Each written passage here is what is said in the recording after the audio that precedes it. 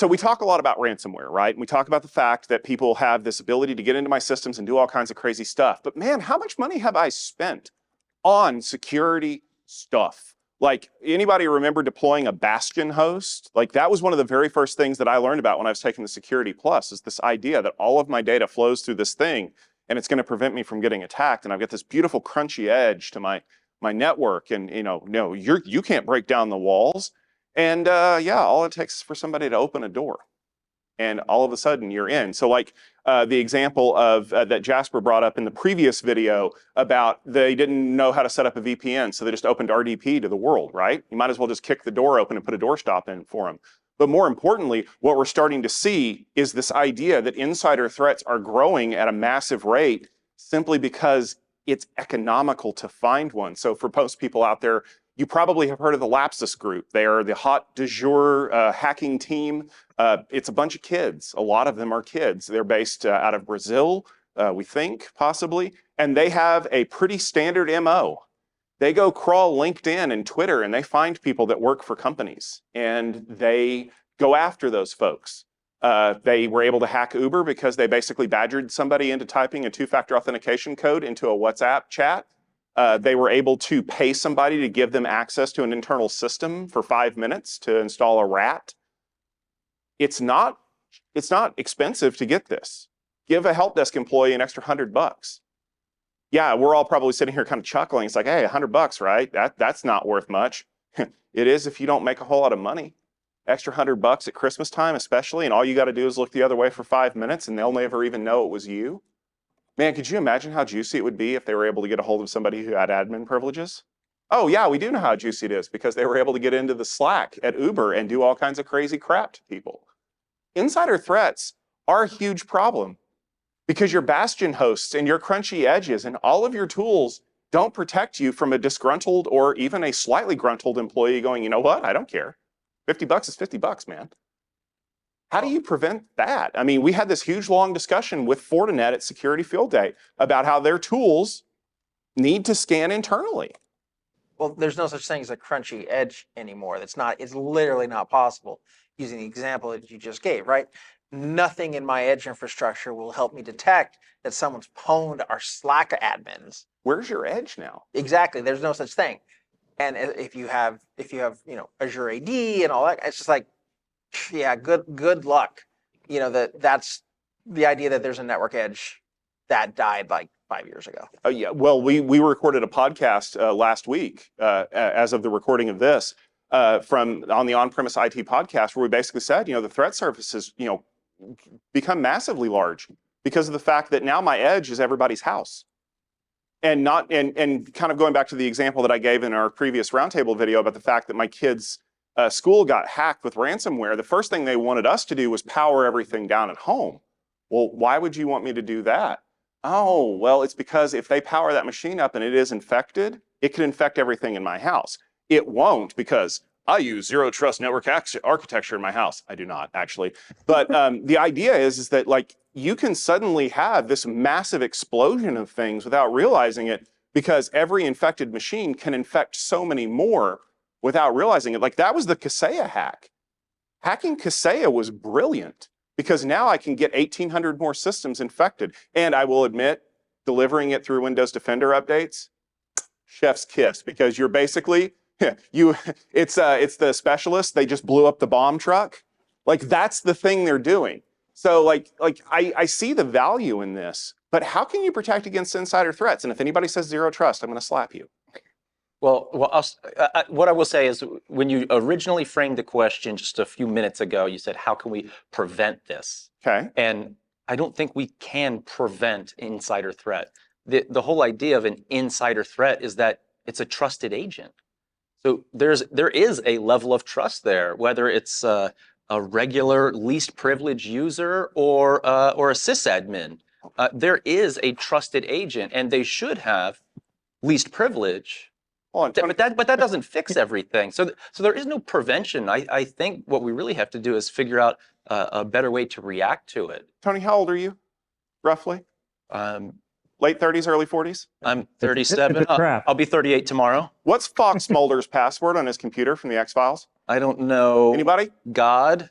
Trust no one. I don't trust anybody. Nobody gets to have that kind of access. Like, I remember years and years and years ago, probably back around the time the X-Files was still on and good, so way back, no, you don't get to have domain privileges. Period. You want to log in and do something in the domain, you log in with a completely separate account with a rotating one-time password or something like that. Like, we've found ways over many, many years to limit the blast radius for certain special things.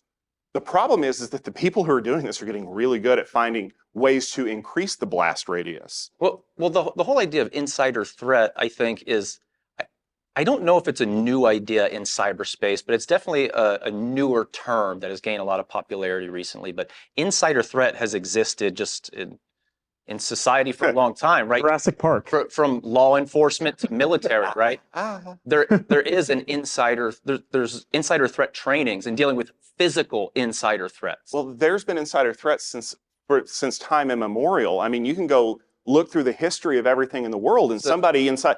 So that's exactly my point. Is go watch is 300. No there is no prevention. There is only a reaction. Yeah, but to me, there's a difference between I can react to a threat and the Pentagon Papers getting published, or remember 2013 when Edward Snowden managed to publish all that stuff that he got from somebody who smuggled it out on an iPod. Okay, but there are. Every time one of those things happen, I was thinking about the what was the case where the guy who had worked for Google's autonomous vehicle division went to work for Apple? Went to work somewhere else, not Apple, but I think it was Uber. Yeah, no, it was Uber. Oh yeah. And Google was able to prove that he copied a whole bunch of proprietary data to a USB drive before he left on a work laptop. And I was like, that was pretty impressive that they could do that. There are tools that folks are working on to try to detect these insider threats.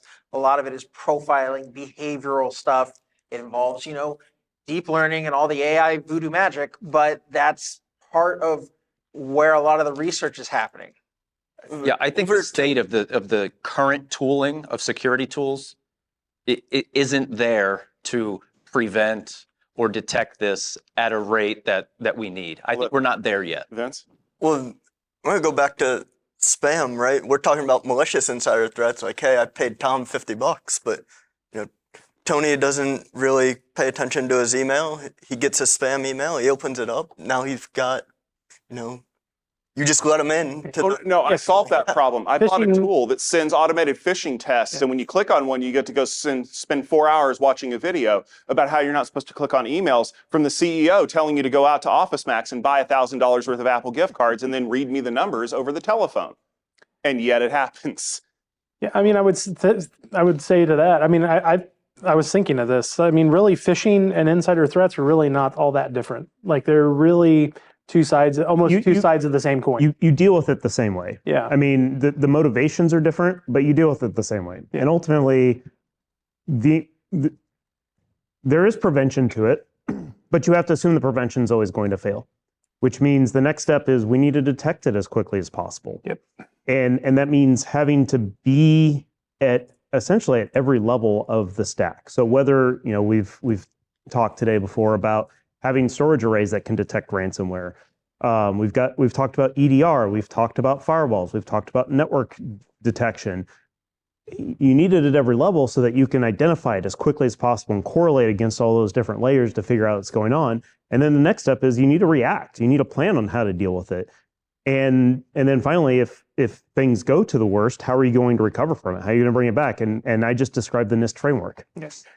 I'm hearing a lot of stuff, reaction afterwards and not prevention of. Like, I don't think there's a way that you can actually prevent any of this happen besides awareness. Tom mentioned about way back then when you had two different types of logins to do it. I worked for a company that did that, but you're still an insider. At that point, I've just got a different login. I transferred all the stuff and I'm out the door and I've got it. There's no way to stop it at the time. Well, but the thing is like we don't know how the delivery method is going to work until we see it happen.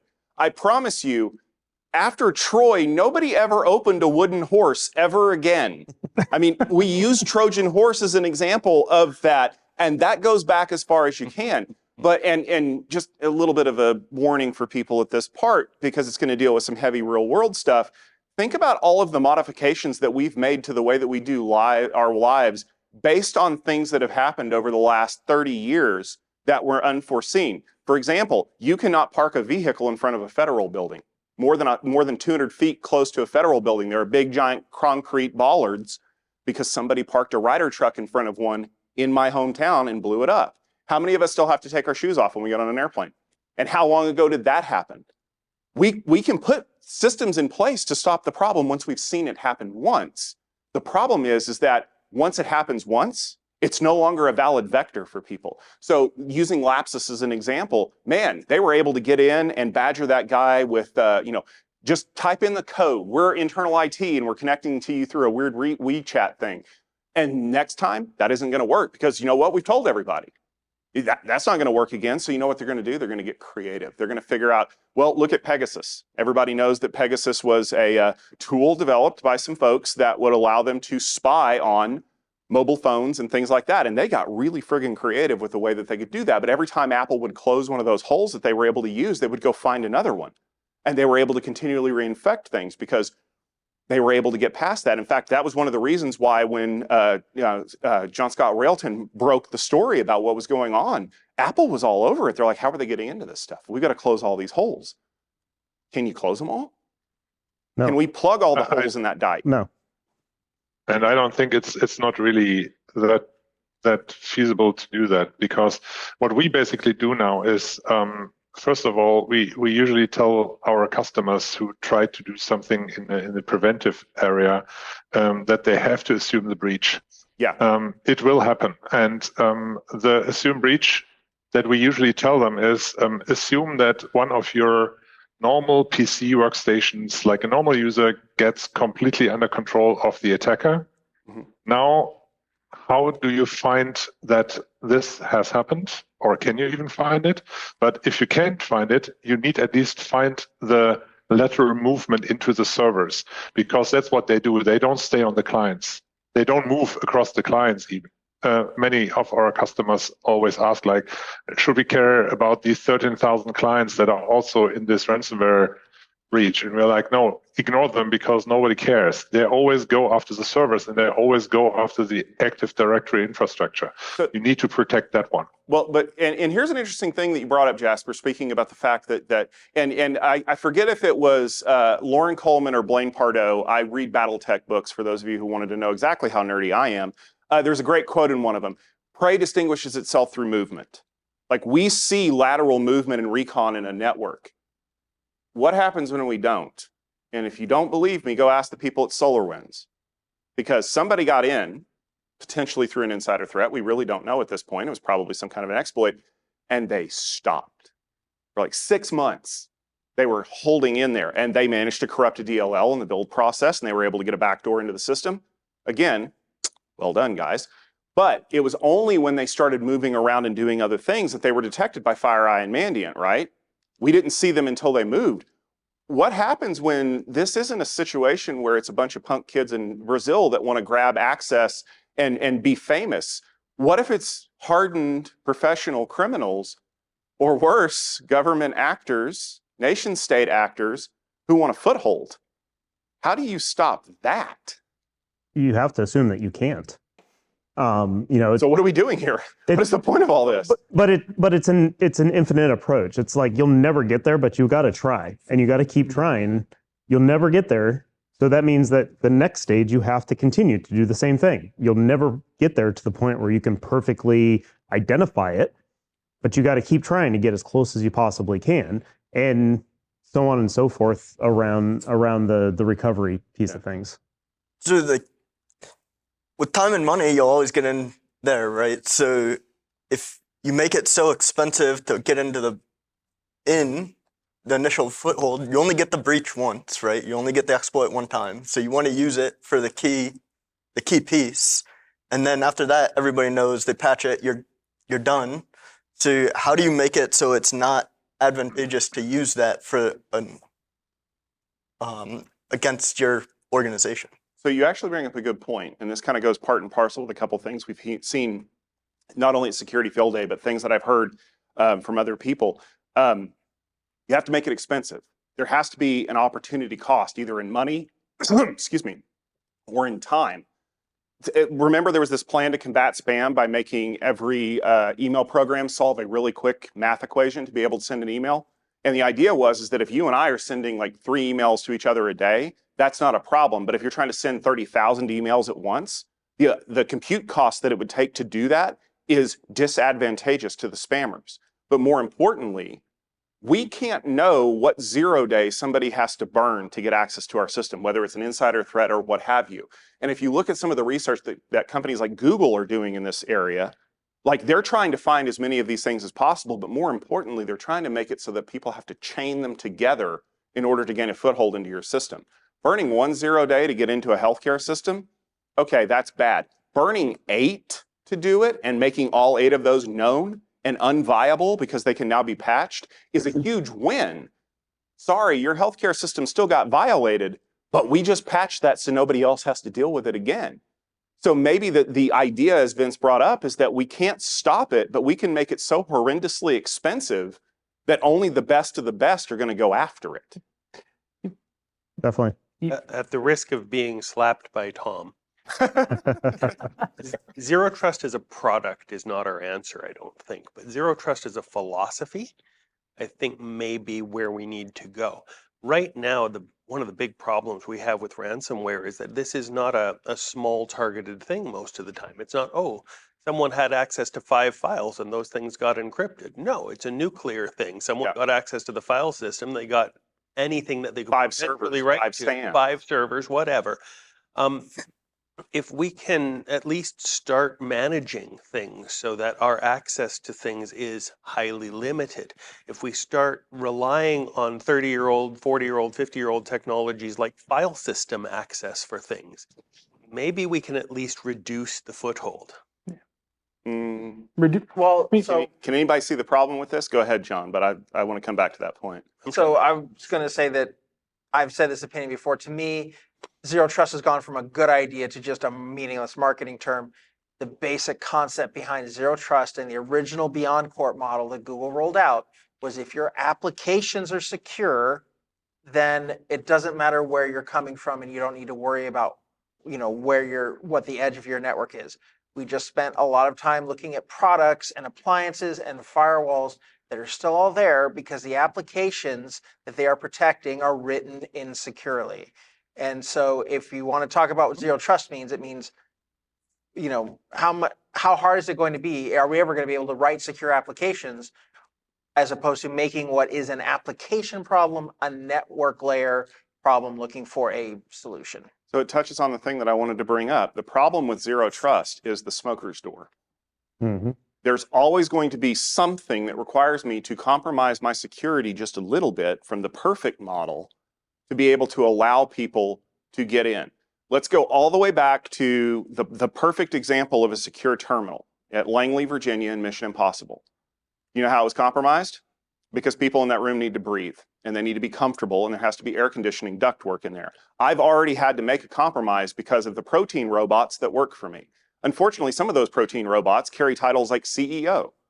And they're like, I'm sorry, I have to continually use this app on my phone to log in whenever I want to check my email? No, you need to fix that so that I don't have to. And that, enforcing that security policy, that could be a resume generating event for you. You're absolutely right. You describe a situation, it's something I learned from someone a long time ago, which is security and convenience are on a balance scale. Yep. Mm-hmm. You can only go higher on one side, right? And the other side must fall. And from the Beyond Court model that John just mentioned, I really loved this phrasing, and I can't quote it because I don't remember the exact words, but it was deploy every application as if you're deploying it directly to the public internet. And what that means is the application, the data it takes, the way to access it becomes so secure and so validated and so specific that you can actually put it on the public internet without really introducing any additional risk. I'll just wrap it all in TLS. That's easy, right? That's not the same thing. You're making a joke, but and a bad one. And no, but so No, but I get the point. What you're saying is that if we step back and we analyze what applications are doing and what they need access to, and we build software that doesn't require all of this ridiculous workaround. I'm trying to pair up what John said and what you said together, which is if you make it so hard to make something less convenient, then someone's going to open that smoker's door. Hey, look, can you just put in the admin credentials for me this once while I do this thing? You know what I mean? That's the smoker's door in the IT world. But I think in the Beyond Corp model, it's about making that frictionless. Instead of, hey, can you input the credentials for me so I can do this thing? It's about, hey, I need to do this thing. How do I get the credentials to do so? And making that a frictionless process so that I don't need to go to the smoker's door and prop it open. You have to make the secure way the easy way. Exactly. Or what you could do is you could turn it into a smoker's man trap. Yeah, I'm gonna open this hole. See what I'm saying? But the amount of damage that can be done in that one particular instance is limited, and that's kind of what Zero Trust is designed to do. If your access to the network blows up, it's a very thin lane, not a wide spectrum that I now have to accommodate for. I mean, Zero Trust is a marketing term as far as I'm concerned, but what it's comprised of are a bunch of just security sort of pillars, right? Least privilege, microsegmentation, secure coding practices. It's just sort of all these things baked into one large marketing term. Zero Trust is a good thing, but so are all the security practices that it's capped on top of, right? These are all good things. Don't copy that floppy was good at it. But doing all of them in a small team in a large environment is very difficult. It's very, very difficult, and that's where you get that security and convenience thing.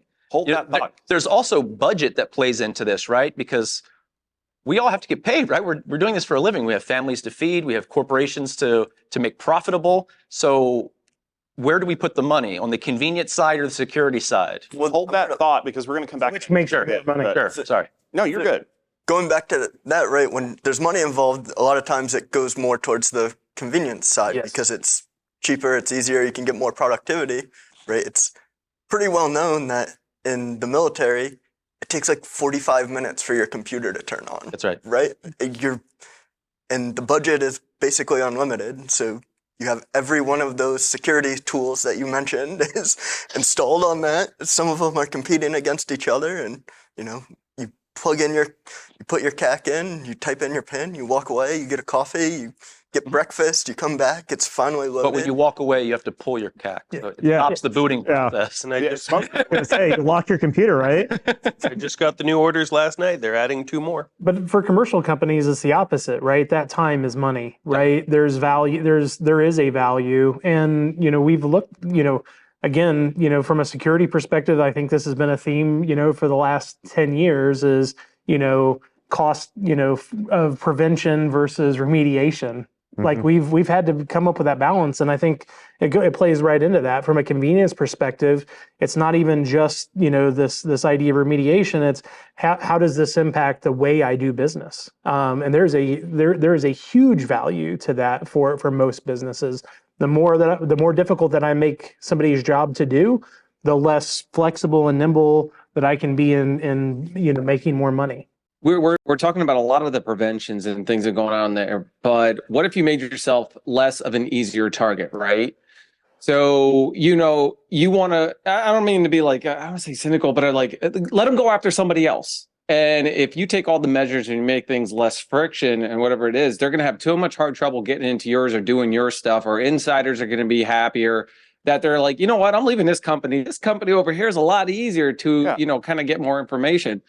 You ultimately can't prevent it, but you make yourself less of an easier. It's the well-lit house. You only have to be faster. How fast do you have to be to outrun a bear? Faster than the slowest guy. Slowest guy. Yeah, but it's like that's exactly it. It's having a well-lit house. Saying putting deception into the network.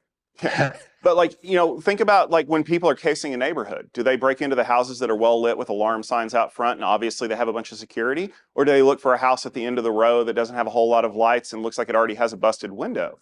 And sadly enough, we'll never know that.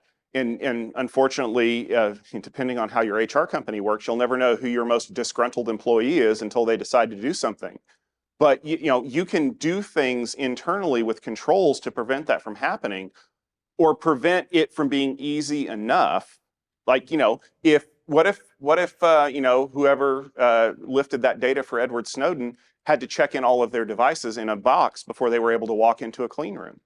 Is it annoying? Absolutely. Is it the best solution for the problem? Probably not, but it would have prevented a lot of issues.